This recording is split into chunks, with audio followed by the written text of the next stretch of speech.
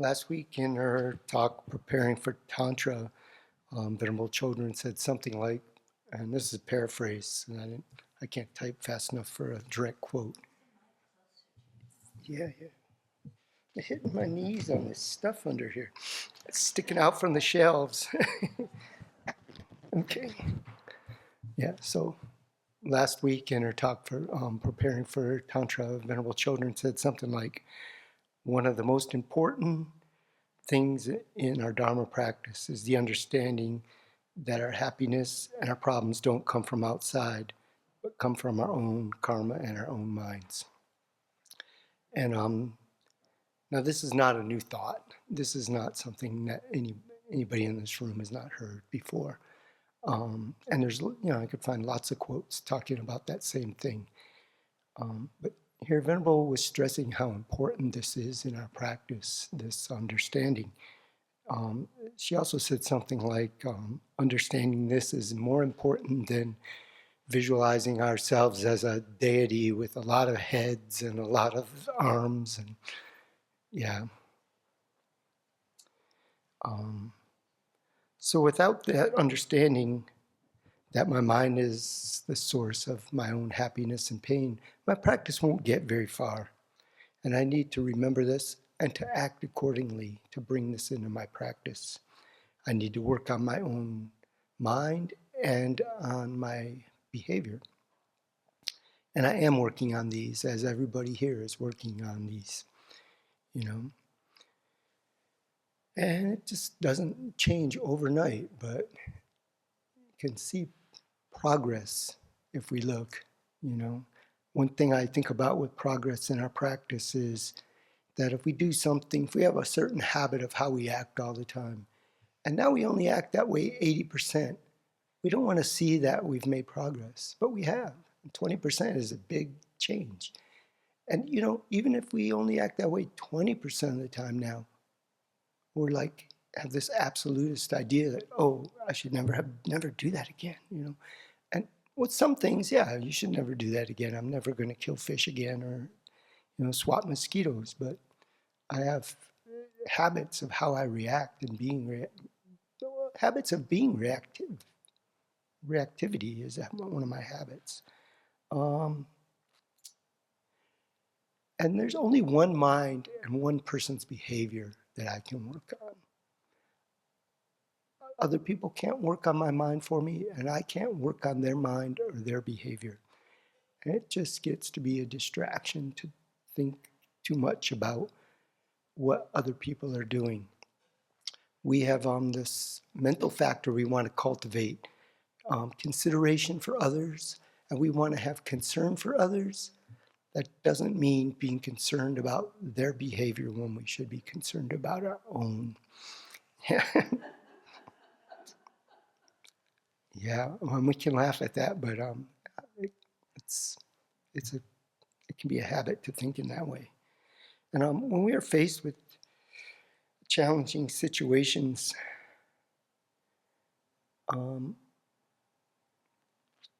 we can bring to mind that the experiences we encounter, are the results of our own past actions and how we are viewing the situation currently. And remembering this, we can use the tools that we have to turn our mind in the moment.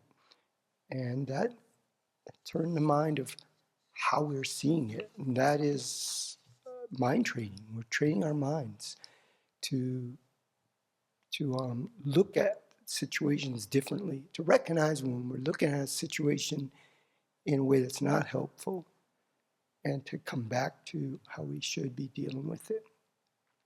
One thing I do sometimes is when I'm having trouble with someone else's behavior, I try to look and see, I look for that own behavior in my own behavior. How do I do that? Do I act like that sometimes? Or what do I do that's similar? And then that way I can use that as that adversity, what I'm labeling adversity, as a way to benefit my own practice, to get an insight into my own behavior. I use it also because it can help reduce my tendency to be judgmental about others' behavior. Somebody does something and I go, oh yeah, that's what I look like when I do that. Well, then that cuts through that judgmentalness pretty good. Here's an example of how I do that. That goes well with this topic. So I saw somebody reacting poorly to some necessary feedback. Sometimes you live in a community, there's necessary feedback. And I saw somebody reacting poorly in a way that they started to criticize the person, giving them the feedback, challenging their motivation and how they spoke or their skill in giving the feedback. And I reflected on this and thought a lot about my own defensiveness, that I know I have a defensiveness. And so I use that to think about how I react when I get feedback. And, what I was seeing was what I saw into that was that what I saw with this other person and what I saw also into my own behavior was that this person was turning the focus away from wanting to look at the feedback, looking outward instead of inward, basically not recognizing that they needed to work on their own mind and their own. And so that I recognize that as a defense mechanism of the self-centered mind. It's a distraction from looking at what's actually being said. And I would call it not just a distraction, but the self-centered mind strategy. I would say it that strongly, that basically change the subject. My problem? No, let's change the subject to your problem. And so seeing this, I was making it as a resolve to work on trying to be more receptive to feedback and not be distracted by the other person's delivery, whether they're skillful or not skillful in that regards. What I think their motivation might be, I don't know their motivation. Mental factors I think might be bouncing around in their skull at that time. you know, I what what attitude I might be projecting on that person. Not to try not to be distracted by that, and it's hard. It's hard, especially if somebody comes to us and gives us feedback, and they talk gently and they try to be nice to us. We can still find it difficult sometimes. I don't know if any of you ever had that, but if somebody comes at you with not a very skillful way of dealing with it, it can be very hard. And basically, what I'm talking about is having building up some resistance to reactivity and to be able to hear what they're saying. So Venerable in her book, Working with Anger, wrote a little bit on this, simply saying, when others criticize us, we should reflect if there is truth in what they say. Disregarding their tone of voice and choice of words, we consider the contents of their words. And I underline that part, disregarding their tone of voice and choice of words, we consider the content of their words. If it contains some truth, then these people are in fact helping us to improve. And later on the same page, she wrote, even if they criticize us unjustly, we will see them as spiritual mentors, pointing out how unnecessarily defensive we become when falsely accused. And actually, I read that right after I had started really reflecting on the same thing. I'm like, oh, that's exactly what I was thinking about. So that was, for me, very validating of what I was thinking, to see that. So even unfounded criticism can be very useful, even if it's coming from someone else's negative perspective, because we we can make it helpful if we try. We can make it helpful in learning to be non-reactive, learning to be patient.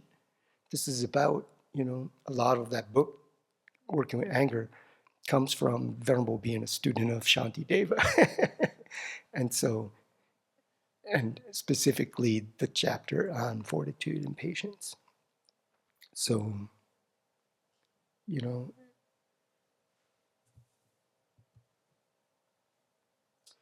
we can learn, even if someone's speaking negatively to us, and we can learn to assess without reactivity whether that's true or not. Do I have a nose on my face? Yes. Do I have horns? No. Did I spill the tea on the counter? And if it's yes, then can I look at it, accept it, and clean it up without getting all upset and being reactive? Even if the other person is going off the handle at us, whether there's, regardless of how they are speaking to us.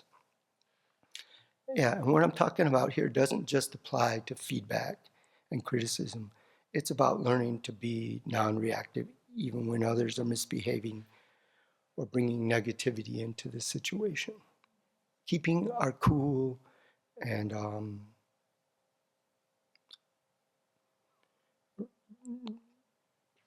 being calm, and not just restraining our behavior, but working with our attitude, not restraining our behavior and fuming inside, And it's not like this attitude like, I'm not going to let this person peeve me off.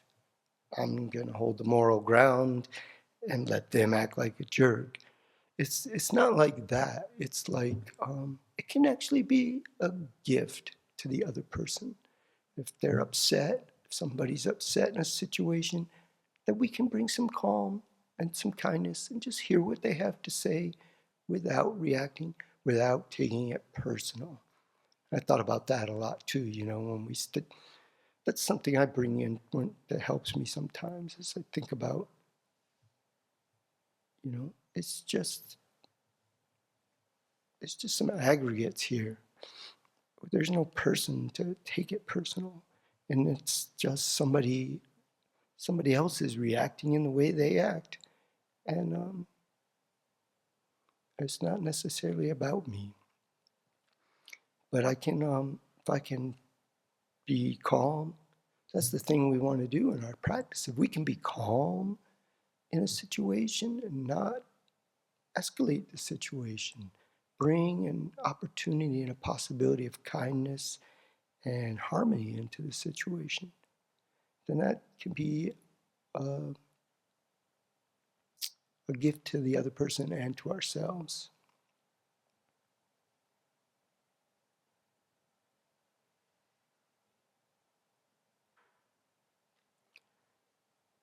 And I want to end this quote with end this talk with a quote from a Zen book I read quite a few years ago. So I don't remember the quote exactly, but this is how I remember it. No matter when or how or by whom provoked, never do they transgress their own pure path of conduct. So I'm not at that point, but that I can see that is where our practice leads us.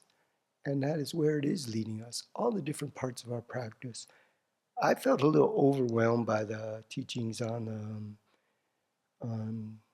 the jhanas and the dhyanas and such. And Venerable read something, the beginning of one of the Friday talks. She just went ahead and read about something in the book that talks about that. But I know where my practice is. It's working just with my day-to-day attitudes and trying to be aware of how where I let my mind go and how I let my behavior be. And to keep applying all the many tools. We have a huge toolkit. Just in Shanti Deva's book alone, we have a huge toolkit, but that's only a portion of it. And just to be able to remember to apply that and to always be working with our practice rather than our habitual reactivity we've had so long.